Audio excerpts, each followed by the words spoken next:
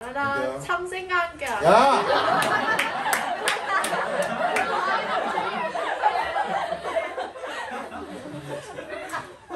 페이지 138쪽입니다. 현대소설 16강 전쟁과 상처. 여기서 전쟁과 상처라고 했을 때 우리나라에서 일어난 가장 비극적인 전쟁은 뭐밖에 없냐면 6.25 전쟁. 6.25 전쟁밖에 없어서 6.25 전쟁과 관련된 이야기들이 나올 거고, 여기서 말하는 상처라고 하는 건 굉장히 다양하겠지만 일반적으로 어떤 상처가 나오냐면 이런 말들 들어보셨나요? 동족, 상잔의 비극 들어보셨어요? 아니요. 우리나라 민족끼리 싸우는 거죠, 결국에. 남한과 북한이라고 하는 한민족이 이념의 차이로 인해 다투게 되고, 이념의 차이로 인해 남과 북으로 나뉘어지게 된 게 동족 산잔의 비극이라고 하는 키워드가 될 겁니다. 그래서 전쟁과 상처라고 했을 때 전쟁은 6.25 전쟁이 될 거고, 상처라고 하는 건 동족 산잔의 비극이라는 키워드로 맞물릴 수가 있을 텐데, 여기에 들어가는 것들의 예는 뭐 분단, 뭐 이별, 뭐 사별, 이러한 다양한 것들이 동족 상잔의 비극이라고 하는 키워드로 맞물릴 수가 있겠죠. 이렇게 전쟁과 관련된 문학을 소설에서 뭐라고 하냐면 전후 문학이라고 설명을 합니다. 전후 문학, 전쟁과 관련된 문학. 전후문학이라고 하는 키워드를 여러분들께서 기억하고 계시면 좋을 것 같아서 먼저 선제적으로 말씀을 드렸습니다. 그래서 전후문학이 나오면 고등학교 1학년 때 어떤 걸 배우냐면 종탑아래서라는 작품을 배우시게 될 거고요. 중학교 때는 학교별로 좀 다르긴 하지만 기억 속의 들꽃이라는 작품을 일반적으로 배우세요. 근데 이제 모의고사 같은 경우에는 전후문학과 관련해서 지금부터 보게 될 작품들이 나오겠지만 교육과정상, 즉 교과서에 수록되어 있는 작품 중에 난이도가 조금 우리의 현재 수준과 맞는 것은 앞에 보는 두 가지가 일반적이다 라고 보시면 좋을 것 같습니다. 첫 번째 할게요. 1번 6.25 전쟁의 폭력성과 비극성. 1번 우리나라의 전쟁은 6.25 전쟁밖에 없다라고 했었죠. 따라서 6.25 전쟁 상황을 조명하면서, 조명이라고 하는 건 밝히다, 바라보다 이런 뜻입니다. 전쟁의 폭력성과 비극성을 그리고 있다. 실제 전장이라고 하는 건 실제 전쟁이 일어나는 장소, 이렇게 보시면 돼요. 전장이라고 하는 건 전쟁이 일어나는 장소, 싸움이 일어나는 장소를 재현하여 1번 전쟁의 폭력성과 야만성.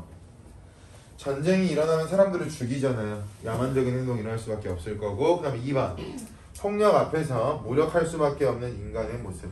여성분들은 남성분들보다 힘이 약할 테니까 일반적으로 전쟁이 일어나면 남자들이 일반적으로 군대를 가죠. 그럼 군인들이 여자를 위협하거나 여자를 괴롭힐 때 그러한 괴롭힘에 맞서서 싸우기는 힘들 거고, 무력하게 또는 무기력하게 절망하고 좌절할 수밖에 없겠죠. 그러한 장면들이 나타난다.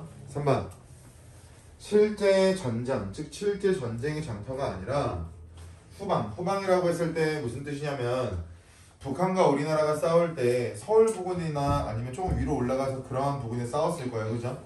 제주도처럼 조금 거리가 먼 곳을 여기 나와 있는 후방이라고 보시면 됩니다. 이해했어요? 전쟁의 장소로부터 거리가 멀다. 후방의 민간인이 경험하는 불안과 고통, 무고한 희생 등을 그림으로써 전쟁이 동시대인의 삶 전반에 미치는 절대적이고도 부정적인 영향력을 부각한 작품들도 있다. 네 번째, 어른들의 세계에서 벌어지는 이념의 대립이나 갈등의 무지한 동그라미 어린아이.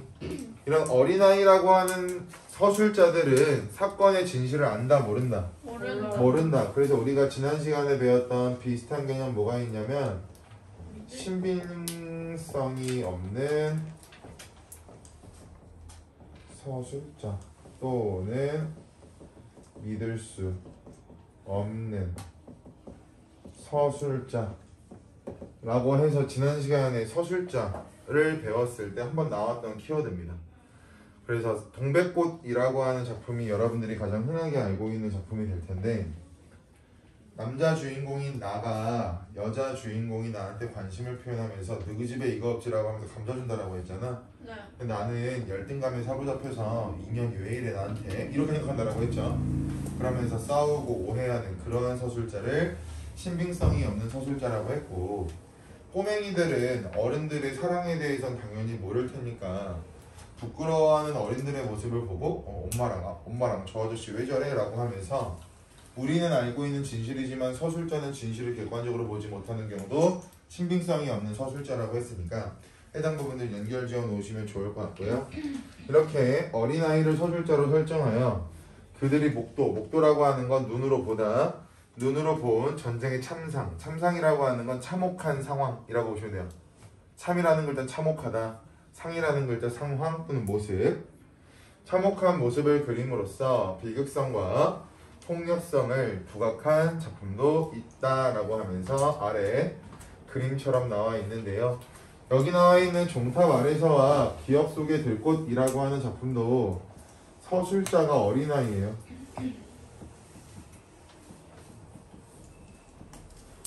그래서 여기 나와 있는 4번이 우리 고등학교 1학년 때 배우는 작품들하고 연관성을 가지고 있을 테니까 여러분들이 미리 알고 계시면 많은 도움이 되시겠죠.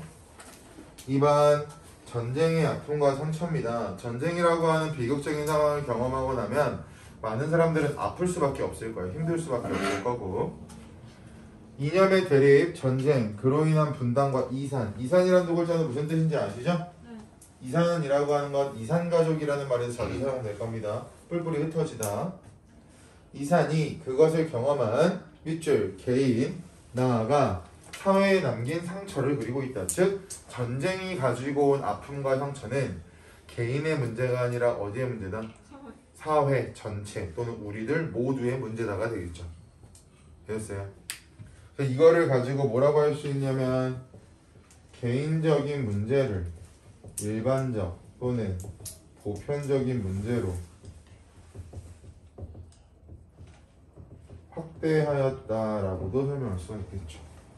우리 적동자라는 작품 배웠을 때 화자의 누나가 죽은 건데 우리 누나라고 표현하면서 흔히 누나가 있는 집이라면 누구나 경험할 수 있는 이야기라고 보편성으로 확대했잖아요. 그것처럼 전쟁과 관련된 작품에서는 개인적인 문제를 일반적인 문제로 확대시켜서 얻고자 하는 효과는 뭐가 있을까요? 개인의 문제가 아니라 일반적인 문제로 확대를 했어. 얻을 수 있는 효과는요? 공감. 그렇죠. 공감대를 형성하겠죠. 그리고 독자들을 끌어당길 거야. 공감할 수 있게. 그래야 독자들이 같이 아파하고 같이 슬퍼하겠죠. 그러한 부분들을 떠올려 보시면 좋으실 것 같습니다. 2번 이념 대립이나 전쟁을 경험하고 살아남은 이들이 느끼는 절망감, 상실감, 죄책감, 후회, 부적응, 이산의 아픔, 헤어진 이들에 대한 기약 없는 기다림 등을 그리고 있다. 3번에 여기 나오죠. 개인의 상처가 이후의 삶, 후대의 삶에 남기는 후유증을 통해 밑줄 전쟁의 상처를 민족 및 사회 전체 아픔으로 일반화하고 있다. 일반화에서 얻을 수 있는 효과는 공감대를 형성한다. 똑같이 계속 반복입니다. 전쟁이 일어났습니다. 우리가 피난을 가다가 적군이 쏜 총 파편에 우리가 맞았다고 생각을 해볼까? 파편을 빠르게 제거하더라도 결국 우리 몸엔 장애를 가지고 살아갈 수밖에 없을 겁니다. 어디가 불편하겠죠? 그 내용이 나와요. 전쟁으로 인한 정신적 상처를 실제의 신체적, 정신적 장애의 형태로 구체화하여 그린 작품도 있다. 3번 여러분들이 한 번쯤 봤던 작품이 순환이라는 작품일 텐데 뒤에서 설명드릴게요. 스토리는 전쟁으로 인한 상처의 치유와 극복, 전쟁으로 인해 상처를 받았다고 하더라도 결국 그 상처를 극복하기 위해 사람들은 노력할 수도 있을 거고요. 어떠한 사건을 계기로 그 상처가 무마될 수도 있었을 겁니다. 그러한 것을 노래하고 있답니다. 2번 이념의 대립과 전쟁으로 인한 상처를 그리는 한편 화해, 용서, 단결 등을 통해 그 상처를 치유해 나가는 모습을 형성해 나가고 있다. 아래 보시면 하근찬이라는 작가의 순환이대라는 작품이 나와 있는데 이대라고 하는 건 아버지와 아들 이것을 이대라고 설명을 하겠죠. 정확히 뭐 기억 안 나는데 아빠와 아들이 있는데요. 아빠가 다리가 없나 아들이 다리가 없나 둘 중에 하나가 없어요. 됐어요? 아들은 아버지가 팔이 없다면 다리가 없고요. 아빠가 다리가 없다면 아들은 팔이 없었어요. 이해 갔어요? 얘를 왜?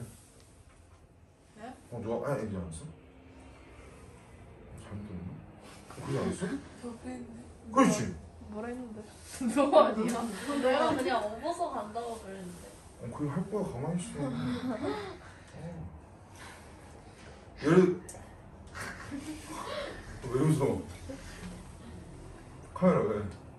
좀 장난치고 나왔어? 아니 안 나왔어요. 아 그래? 아 괜찮아. 내가 카메라 갖고 피한 거야 지금. 알아. 자기야 보이는. 무슨 말 했어? 아니야. 채인 얼굴도 보였다. 진짜? 아니야 보이긴 정신이. 예를 들어서 순환이대라는 작품의 주인공이 저와 승범이라고 가정한다면 아니 몸이 불편한 사람을 만들고 있는 게 뭐가 아이고. 제가 아빠라고 가정하고 승범이가 아들이라고 가정했을 때 제가 다리가 없다면 저는 한쪽 발로만 걸어 다니는 사람이 될 거고 그죠? 승범이가 한쪽 팔이 없다면 승범이는 한쪽 팔로만 생활해야 되는 사람이 될 거야. 그래서 아버지와 아들이 서로서로를 원망하면 서로서로 벽을 쌓고 있다가 어느 날 비가 엄청 많이 내린 날 개울을 건너야 되는 장면이 나와요. 한쪽 다리가 없는 저의 입장에서는 빗물에 휩쓸려 내려갈 수도 있으니까 당연히 그 개울을 건너기를 망설일 거고요. 그죠? 아버지랑 아들이 시장 갔다가 뭐 생선인가 굴비인가 뭐 들고 돌아가는 길이었을 거야. 기억상. 그 상황에서 아버지의 입장에서는 그렇고 아들의 입장에서 한쪽 팔이 없는데 개울 물에 휩쓸려 떠내려가면 굴비도 놓치고 본인의 생명도 위험하니까 다리가 양쪽 다 멀쩡한 승범이가 저를 업고 아버지는 한쪽에다 굴비를 들고 같이 그 개울물을 건너가면서 상처와 아픔을 극복합니다. 이게 순환이라는 작품이거든요. 한 번쯤은 보셨을 것 같은 작품인데 그 순환이라는 작품을 기억하면 전쟁으로 인한 상처가 이렇게 서로서로 화해하고 용서하면서 또는 하나가 되면서 해결이 되었다라고 하는 부분도 찾을 수 있다라는 거죠. 오른쪽 날개에 전쟁의 상처를 그린 작품, 뭐 장애가 연관된 작품이라고 나오는데 가장 많이 나오는 작품이 이범선의 오발탄이라는 작품, 그리고 황순원의 나무들 비탈에 서다라는 작품. 황순원이라고 하는 작가의 작품 중에 우리 흔한 거 하나 배웠는데 영화에서도 패러디한 작품이 하나 있어요.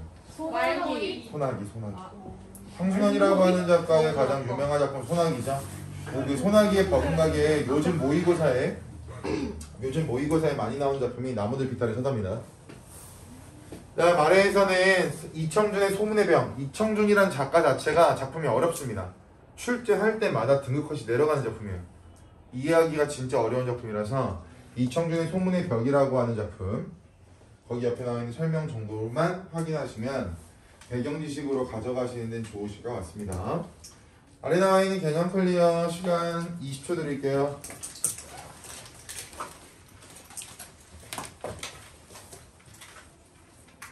오케이, 가겠습니다. 시간이 돌아오지 않아. 시간 아깝게 써야지. 희수야 왜? 공감? 오케이, 그럼 희수가 가겠습니다. 희수 1번. 네? 6.25 전쟁을 그린 작품들은 전쟁의 폭력성과 비극성에 초점을 맞추는 게 일반적이다. 희수야 맞는 말 틀린 말? 맞는 말. 2번. 어린아이를 서술자로 설정하여 전쟁을 그린 작품들에서는 순진무구한 어린아이의 시선으로 그리는 경우도 있다고 했습니다. 근데 어린아이의 시선으로 그렸을 때 전쟁은 미화 밑줄. 미화가 무슨 뜻이야 얘들아? 아름답게 표현하는 것을 미화라고 합니다. 근데 어린아이를 서술자로 선정했다라고 해서 전쟁을 아름답게 표현한다라고 하는 말이 맞는 말이에요? 틀린 말이에요? 틀린 말. 전쟁이 일어난 상황 속에 서술자가 어린아이면 우와 저 건물 봐 반쪽이 무너졌어 너무너무 이뻐 이렇게 설명하지 않을 거 아니에요. 먹다 남은 케이크 같은 모양이야 이러지 않을 거 아니야. 그쵸? 왜? 그게 아니까. 3번. 전쟁의 상처를 그린 작품에서는 개인과 사회가 경험하는 후유증에 주목해야 되겠죠. 왜? 이 종탑 아래서라고 하는 작품의 여자 주인공이 꼬맹인데 전쟁 중에 피난을 가다가 비행기 폭격 때문에 어머니가 돌아가셨는데 눈을 떠봤더니 어머니 시체가 그 여자 꼬맹이 위에 있었대요. 그래서 장님이 돼버린 거야. 정신적 충격 때문에. 그러니까 이런 부분도 되겠죠. 이 얘기했더니 혜연이만 웃고 있어요. 이상하네. 네? 아니야.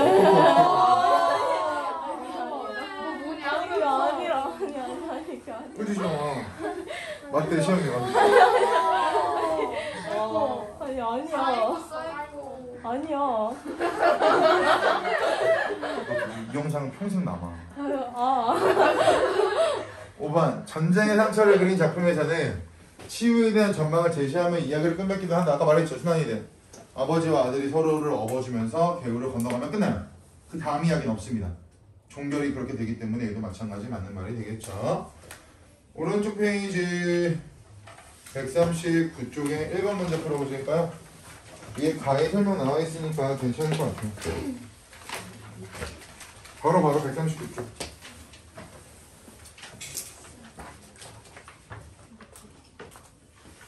3번? 3번 동그라미 거. 동그라미. 수업 안 들어? 금호여중 이시영. 고성여고 진학 예정인 이시영. 얼굴이 빨개지고 있는 이시영. 불타는 고구마. 불타는 감자. 1번 문제는 이채연 씨가 한 사람입니다.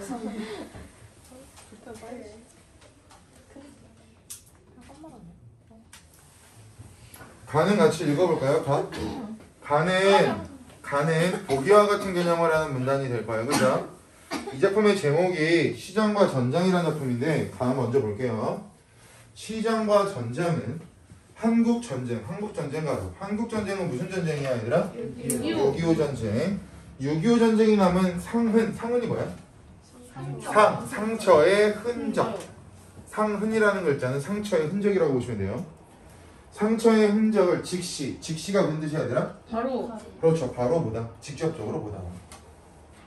이에 좌절하지 않으려던 작가의 의지 밑줄. 그러면 이 글을 쓴 박경리라는 작가는 6.25 전쟁으로 인해 좌절하였다라고 말하면 틀린 문장이 되겠죠. 작가는 상처를 극복하려고 노력했나봐요. 의지가 이념간의 갈등가로 여기서 말하는 이념간의 갈등은 무슨 이념들이 갈등을 맺을까요? 남한 북한. 그렇죠. 남한은 뭐야? 민주주의. 북한은 공산주의. 얘를 이념의 대립, 가치관의 갈등이라고 설명하면 되죠.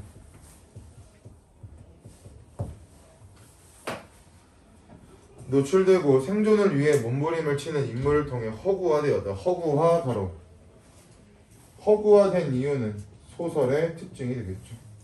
또는 소설이니까 라고 적어서 하나 들고요. 소설이라고 하는 건 현실에 있음직한 이야기를 바탕으로 작가가 상상력을 발휘해서 창조한 게 소설이라고 했으니까 허구화라고 하는 건 소설의 기본 개념과 연결지으시면 되겠죠. 이 소설에서는 전쟁의 장소를 나타내요. 밑줄. 전쟁의 폭력에 노출된 개인의 연약함이 강조. 아까 말했죠. 남자로 구성된 군대가 여성을 위협한다. 간단하게 본다면. 그리고 무고한 희생이라고 했을 때 무고가 무슨 뜻이야 얘들아? 무고죄라는 말 들어보셨어요? 잘못이 없는 걸 무고라고 해요. 그러니까 이런 거야. 예지가 열심히 공부만 했는데 갑자기 장생께서 들어오시더니 예지 나와 왜 떠들어 이러면 무고죄가 되겠죠.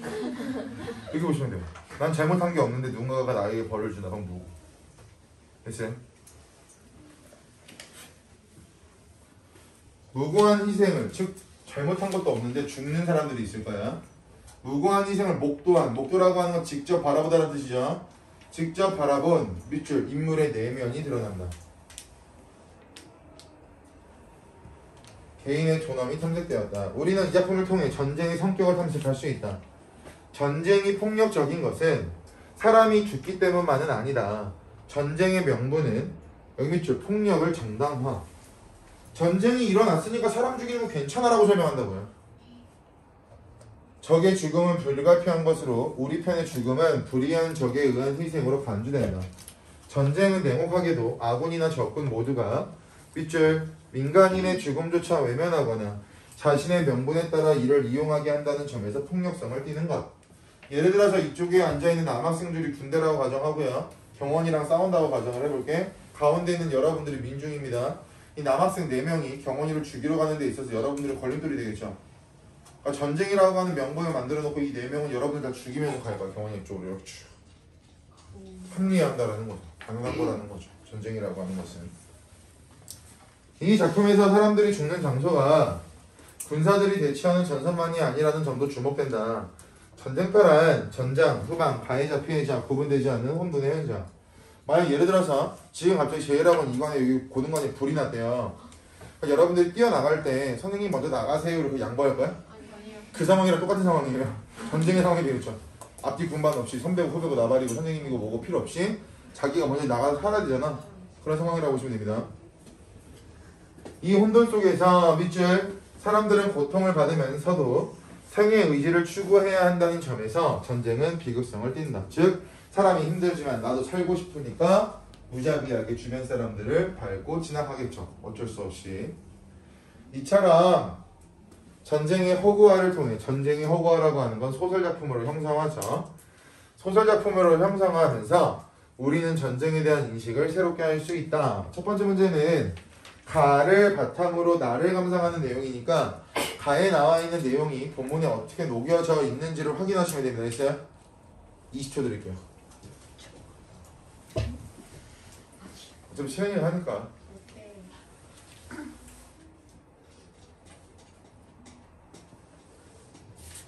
그럼 1번부터 5번에 가와 관련된 내용도 녹아져 있어야 되겠죠. 보기 문제처럼 문제로 접근하셔야 됩니다.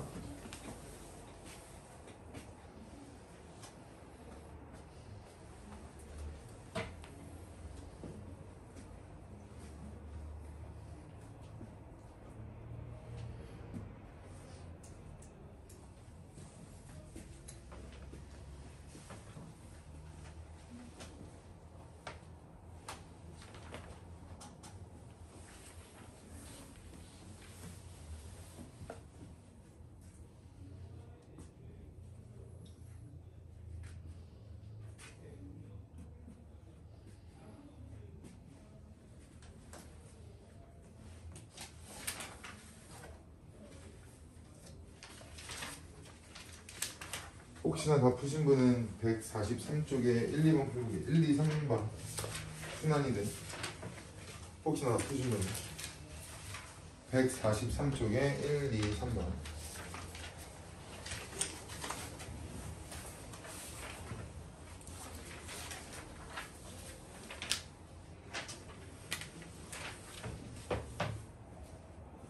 뒤에 맞추겠습니다.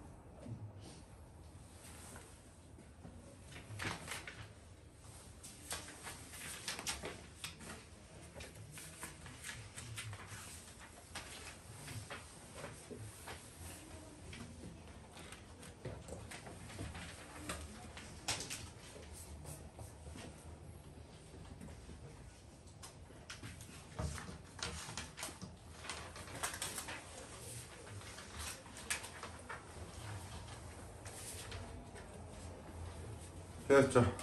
볼까요? 1번 식량을 얻으려다가 인물이 죽게 되는 것은 슬롯으로 끊어보시면 식량을 얻으려는 장소가 당연히 전쟁터는 아니겠지만 전쟁터일 수도 있겠죠? 가에서 뭐라고 나와있어? 전쟁터가 구분이 된다 안 된다? 안 된다라고 했으니까 전장과 후방이 구분되지 않는 혼돈의 현장 맞는 말이 되겠네요. 가를 참고하라고 했으니까 2번 갈까마귀 때는 전쟁으로 인한 기본적인 존엄성마저 상실한 채 살아가고 있는 사람들의 모습을 떠올리게 하겠고 맞죠? 왜? 사람들은 갈까마귀 때처럼이니까 비조편이잖아요. 사람에게 빗대어 표현하고 있다라고 볼 수도 있을 거고 여기저기 흩어져 있던 식량들을 몰려들어서 가마니를 열고 악을 쓰면서 집어넣고 있으니까 자기의 개인적인 이익만 생각하고 있는 사람들이잖아. 아까 말했던 거야. 고등관에 불이 났어. 유나가 저를 밀치고 자기 혼자 살려고 나가겠죠. 예지가 웃고 있잖아요. 공감을 하니까. 됐죠? 유나는 그때 가해 가마귀 때가 되겠죠. 3번 굶주린 이리 때는 사람들이 전쟁의 폭력에 노출되어 이웃의 죽음조차 외면하는 냉혹한 존재로 변해버렸음을 드러내는군 이라고 나와 있는데 얘들아 3번 같은 경우에 보면 단순하게 3번은 사람들이 배고프니까 식량에 몰려들고 있는 거지 이웃의 죽음조차 외면하고 있다고 볼 수 있는 판단은 없죠. 얘는 확대 해석이 될 거라고. 따라 정답 몇 번? 3번. 이리 때가 굶주리고 있다니까 배고프겠죠. 143쪽 순환이래. 고등학교 1학년 모의고사 나왔던 거네.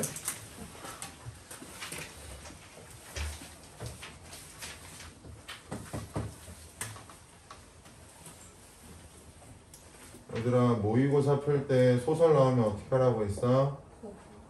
아이 뭔 보게요. 그렇죠. 인물 또 사건 배경을 파악하려고 세팅해야 돼. 예를 들어서 인물은 일반적으로 동그라미 치는 게 편하죠. 그죠? 사건 같은 경우에는 네모 치면 되겠죠. 거기 배경은 괄호 쳐놓고 구분을 하라고.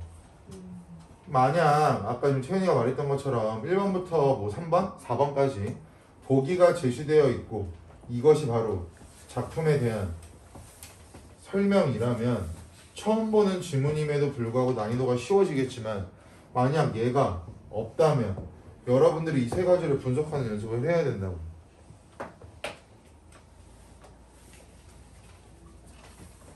모의고사도 얼마 안 남았으니까. 우리 채은이만 이상한 데 풀고 있네. 아니구나. 성윤이도 이상한 데 풀고 있구나. 아니네. 맞네. 성윤이는.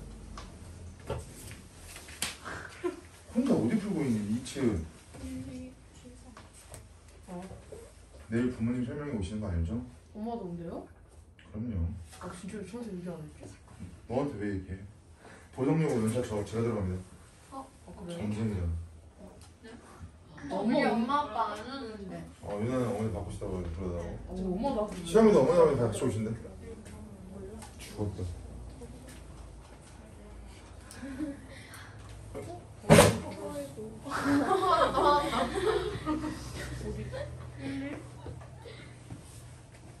내일 보성덕성 들어가는데 희수 어머니도 원래 오시는 건데 이게 업무 때문에 못 오신다고 그러시고 희수 어머니랑 채영이 어머니랑 친하시다며. 어떻게 하셨어요?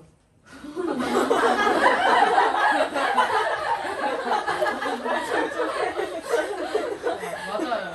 내가 스토커겠냐?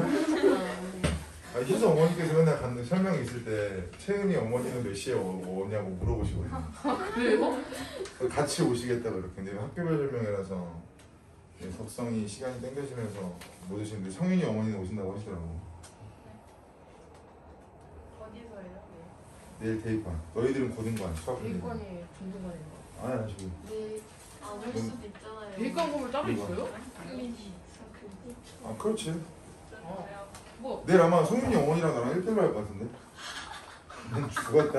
우리 엄마가 진짜 싫어하겠다.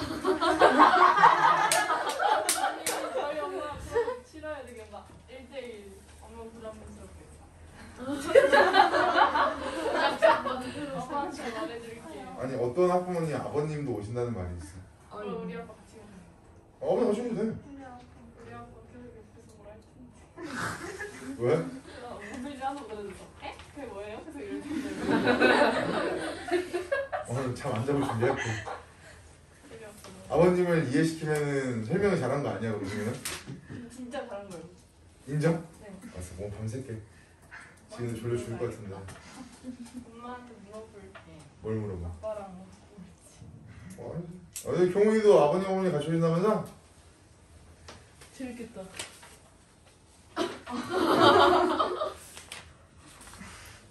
내일 하는 거예요? 내일 오셔? 내일 오셔. 나 여기 아니고.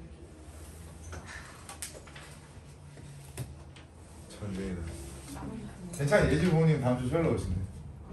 아이씨.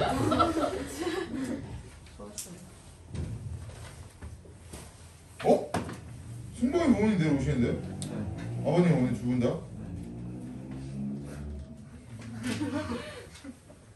네, 전쟁이다.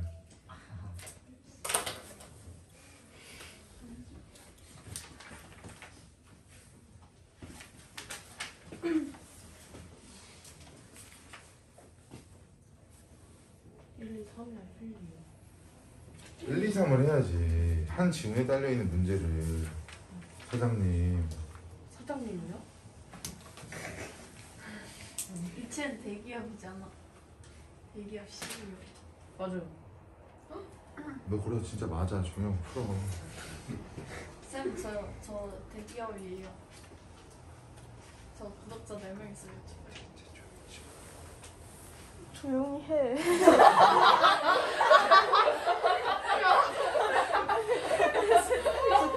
진짜. 새침한 남자.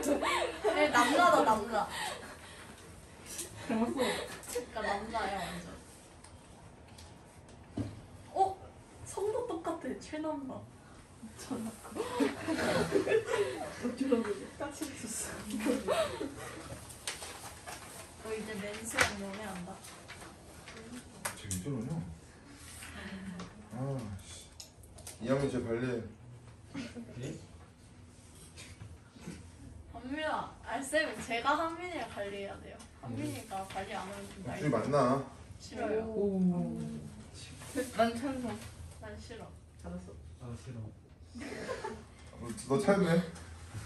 제가 먼저 찾는데요? 뒤지대. 1번도 안 푸는 우리 승범이를 살릴까 죽일까? 죽여요.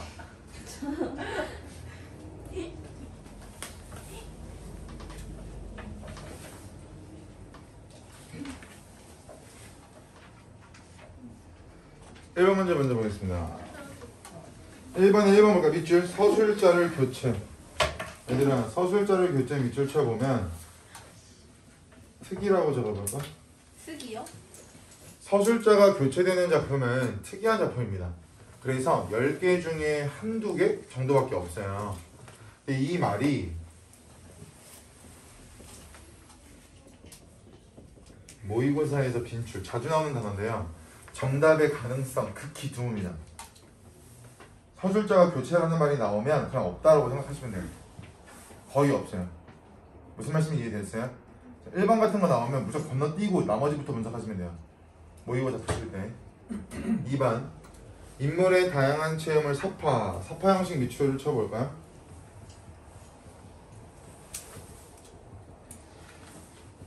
사파라고 하는 이야기는 끼워넣은 이야기라고 우리가 배웠을 거예요. 지난 시간에. 예를 들어서 시영이의 일대기에 대해 설명하다가 갑자기 유나와의 사건을 집어넣으면 이런 게 사파가 되겠죠?